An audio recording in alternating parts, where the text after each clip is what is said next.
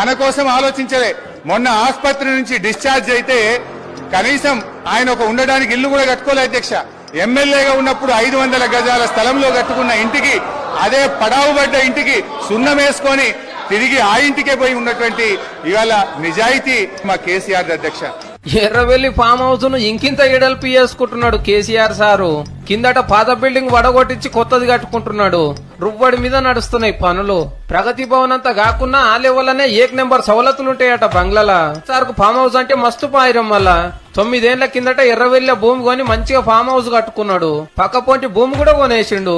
కేటీఆర్ గొప్పగా చెప్పుకునేటువంటి జన్వాడలోని farm house ఇదిగో ఈ విజువల్ లో చూస్తున్నది.